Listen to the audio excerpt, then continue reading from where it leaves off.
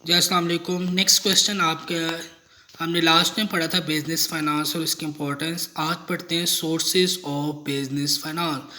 कारोबार के लिए पैसा कहाँ से? दो ही सोर्स हैं, याद रखना। इंसान के पास अपना पैसा होता है या उधार लेते हैं। जो अपना पैसा होता है उसको ऑनर कहते हैं या इक्विटी कहते हैं।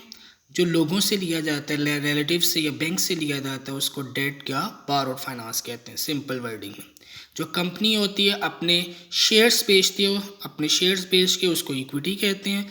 जब हम अपने किसी भी इंश्योरेंस कंपनी या किसी भी बैंक, फाइनेंशियल इंस्टीट्यूशन आप डायरेक्ट कह लें, उससे हम कर्जा लेते हैं तो उसको हम क्या डेट क्या। और फर्स्ट क्वेश्चन आपका यहाँ पर है, what is equity finance, explain it's merits and demerits. Equity finance क्या होता है, उसके मेरिट्स क्या है।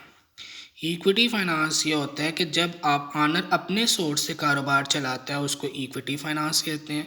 तीन टाइप के आपको बिजनेस ऑर्गेनाइजेशन है, सोल ट्रेडर, पार्टनरशिप और joint stock company. Soul trader में पता आपको अपनी जो रिक्वायरमेंट होता है वो पूरी नहीं कर सकते सोर्सेज से, उससे लोन लेना पड़ता है मोस्टली, ठीक है। तो वो फिर हम क्या करते हैं, पार्टनरशिप में भी आप ये देख लें तमाम पार्टनर शेयरिंग करते हैं।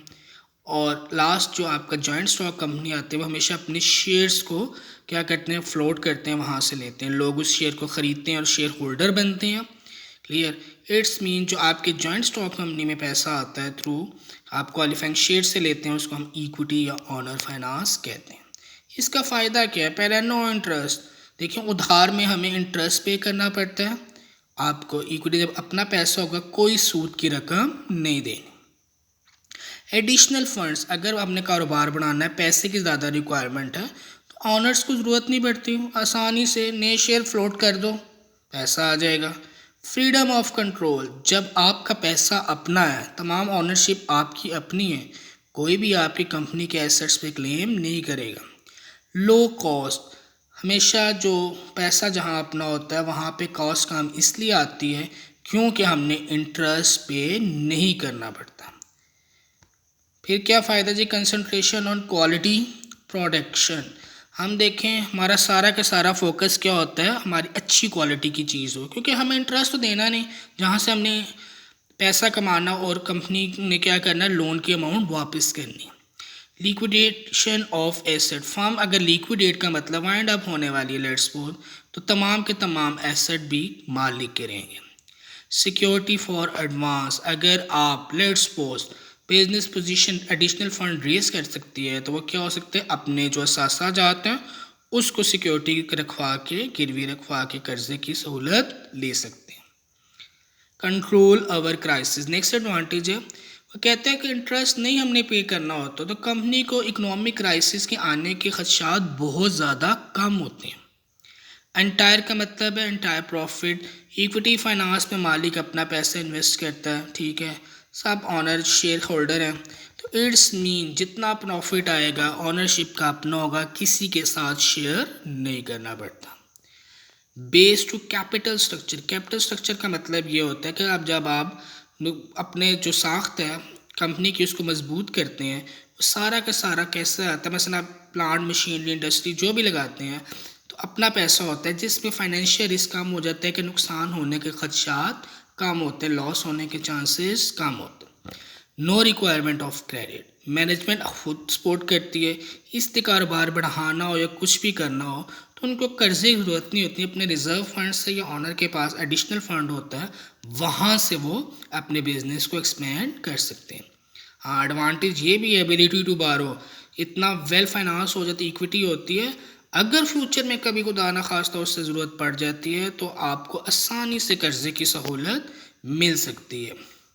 नेक्स्ट में कहते हैं परमानेंट बेसिस, ऑनर का पैसा है तो क्या हो जाता है, पैसे डूबने के चांसेस कम होते हैं और हमारा फंड हमेशा के लिए अपने पास ही रहता है, हमने क्यों क्या करना पड़ता है, कोई भी किसी इंटरेस्ट नहीं देना होता।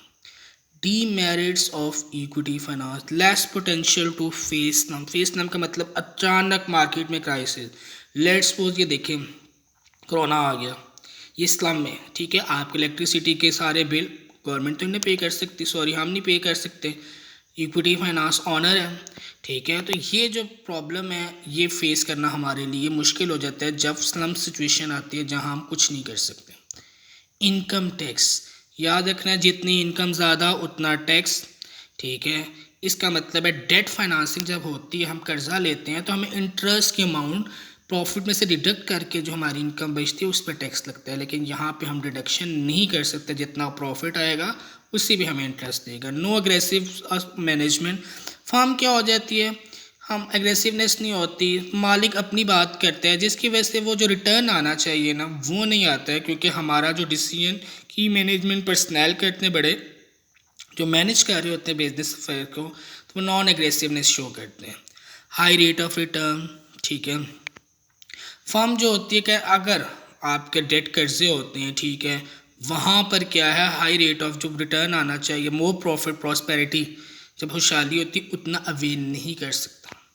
हायर कॉस्ट, जो हाई रेट ऑफ रिटर्न है इक्विटी फाइनेंस में, आपको हायर कॉस्ट कैसे पड़ती है, इक्विटी फाइनेंस में हमारा क्या हो जाता है, रिटर्न कम करने की वजह से हमारी कॉस्ट ज़्यादा बढ़ती है, ठीक है, क्योंकि हमने जो इंटरेस्ट की अमाउंट है वो ऐड नहीं करनी होती अपनी कॉस्ट ऑफ प्रोडक्शन में। रिस्क की बिजनेस, देखिए बात यह कि पैसा अपने रिस्क है, ना चला तो खुद ब खुद सारे हम खुद ही डूब जाएंगे, हमारी इन्वेस्टमेंट क्या हो जाएगी, सारी की सारी ज़ाया हो सकती है। लिमिटेड फंड, ऑनर्स फाइनेंस करता है, ठीक है, उसके पास क्या होता है, इनोवेशन नए नए आइडिया लाने के लिए इतनी सरमायाकारी नहीं होती। अब क्या आइडल फंड्स, अब देखिए रोज़मर्रा के मामलात के पैसे इस्तेमाल हो रहे हैं, ठीक है, कुछ कभी आपका कारोबार अप है कभी आपका डाउन है, ठीक है, कैश बैलेंस आपके पास है, लेकिन अगर कोई फंड आइडल पड़ा हुआ है, कोई फालतू पड़े पैसे, हम किसी और में इन्वेस्टमेंट नहीं कर सकते, ठीक है, हमारे पास कैश के फॉर्म में पैसा रहता है, जिससे हमारी इनकम अफेक्ट इसलिए कर सकती है कि हम किसी और में इन्वेस्ट करके पैसा कमा सकते हैं, ठीक है, लेकिन यहाँ पे हम क्या है, हमारी लो जितना हमारी कैपेसिटी है प्रोडक्शन की हम उतनी करते हैं और बाकी हमारी मनी आइडल रहती है, जिसकी वजह से जो हम कमा सकते थे वो हमारी कमाई कम हो जाती है। क्लियर, ये यहाँ तक क्वेश्चन था। नेक्स्ट हम लेक्चर में पढ़ेंगे डेट फाइनेंसिंग, उसके मेरिट्स और डीमेरिट्स।